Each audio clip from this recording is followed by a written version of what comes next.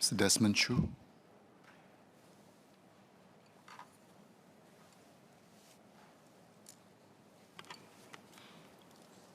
Mr. Speaker, thank you for allowing me to join the motion.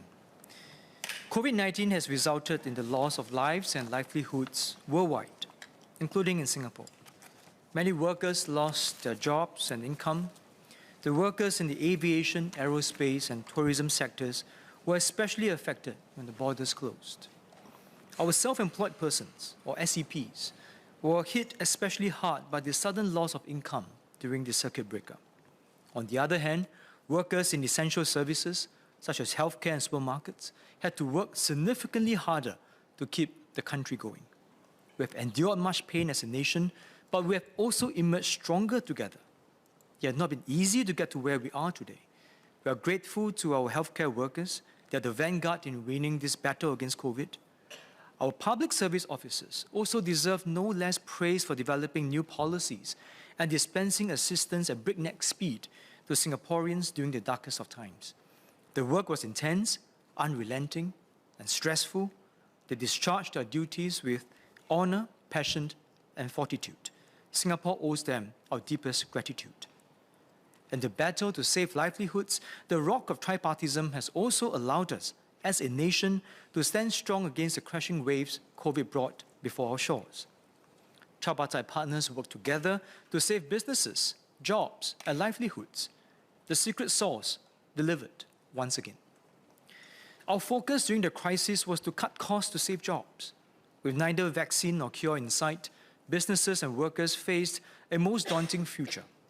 Businesses needed to conserve cash, but also needed to retain capabilities if and when the situation changed. The National Wages Council was convened twice in 2020 when the economy deteriorated rapidly. I was in both of the NWCs. I witnessed how unity prevailed when we could have succumbed easily to self-interest. NTUC worked with our tripartite partners and recommended reducing non-wage costs and guided businesses to manage excess manpower to save jobs. We also guided workers and businesses on the efficient use of government support measures to train and reskill our workers. When the economic problems deepened, union leaders acted swiftly to ensure that retrenchments are minimized to the greatest extent possible. Though painful, workers took pay freezes and cuts. Workers stood in solidarity with the employers. The labor movement stood in solidarity with the nation. We provided guidelines to ensure temporary wage cuts were implemented in a reasonable manner. Our union leaders also sought to minimize the overall impact to workers' take-home pay. They worked with companies to manage wage costs equitably and gradually. Now, tripartite partners never took our minds off our vulnerable workers. We worked with companies to prioritize non-wage cost-cutting measures by also having higher wage earners take deeper and faster cuts. We protected lower wage workers as much as possible. We were able to do so because of the strong trust built over the many years.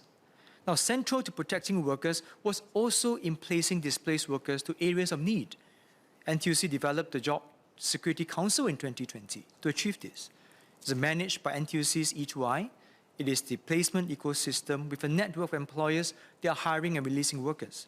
At its core, the JSC aims to support businesses in coping with fluctuating manpower needs across the economic cycle while providing support to workers in need.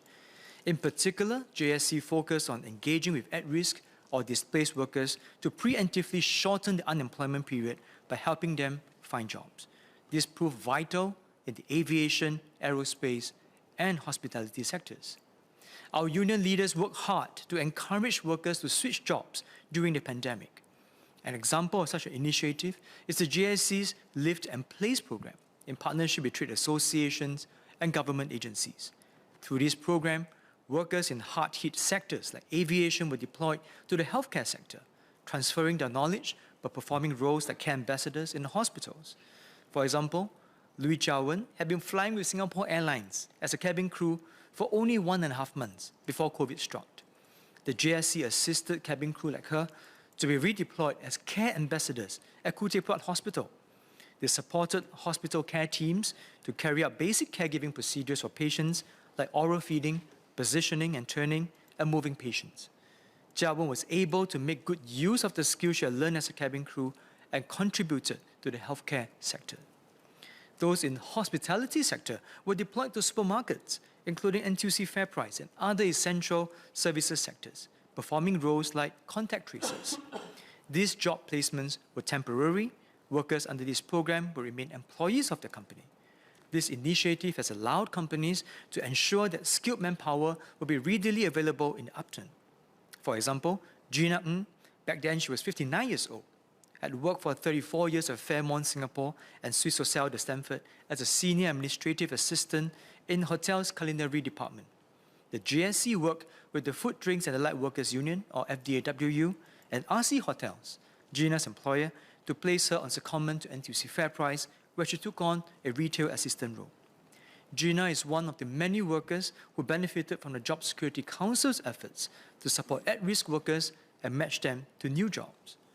Workers in these affected companies were also able to retain some of their pay during the height of the pandemic and return to their jobs after the crisis. NTUC's E2I helped to move displaced workers from affected sectors to new contract jobs from the pandemic, such as safe distancing ambassadors and swabbers. As of February 2023, the JSC has matched about 70,000 workers to new jobs since the pandemic started. Unions and employers also could not have helped as many workers without important government measures. For example, the Job Support Scheme provided wage support for employers. It helped them to retain local employees during the pandemic. It was estimated that 165,000 local jobs were saved from March to December 2020 because of the JSS. Now, for these self-employed persons, things were not as straightforward. For example, during the circuit breaker, taxi drivers and private hire drivers saw their income dropped rapidly. Sports coaches, art instructors, and tour guides saw their income drop nearly to zero during the lockdown. Unlike the employees with their companies receiving support from the government, SEPs were not afforded such support. The mechanism used to provide support to employees just could not work for them. The labour movement quickly took up their cause with the government. The government responded strongly with the Self-Employed Income Relief Scheme, or SIRS. With the government stretched immeasurably on many fronts, the labour movement had to step up to administer SIRS. We needed to implement SIRS quickly. The circuit breaker would leave almost all our SCPs with no income. Our priority was to get these monies into affected SCP hands as soon as possible, to provide them with a lifeline during such unprecedented times. Because a sizable proportion of our SCPs had not previously filed their income, it was operationally challenging to swiftly identify SCPs in need. With a very short lead time, the bulk of the processing of SIRS had to be done manually. Application systems and forms had to be fine-tuned several times to better serve our SCPs. We also recognized that some of the older ones struggled with navigating online forms and faced difficulties in collating the requisite documentation. NTUC staff step up and help members through every step of the process. The scheme was able to help 200,000 SCPs to obtain $9,000 to tide through the pandemic. The labour movement's involvement in implementing SIRS provided us with valuable lessons, the greatest of which was the precarious financial situations faced by many SCPs, especially the lower income ones.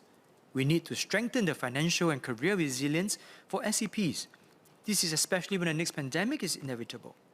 We need to support SCPs to improve their career resilience and flexibility through training to deepen their skills and diversify their work portfolios. During periods of business or income disruptions, SCPs also need access to short-term income support. I call upon the government to look into developing such support which can be tied to their efforts to train and search for jobs. The labour movement, through our Freelancers and Self-Employed Unit, or UFSE, will be focusing on efforts to represent the collective interest of the growing pool of SCPs in Singapore. We're starting with the platform drivers and riders. NTUC has also stepped up working with associations to strengthen the income security, welfare, and work prospects of our SCPs.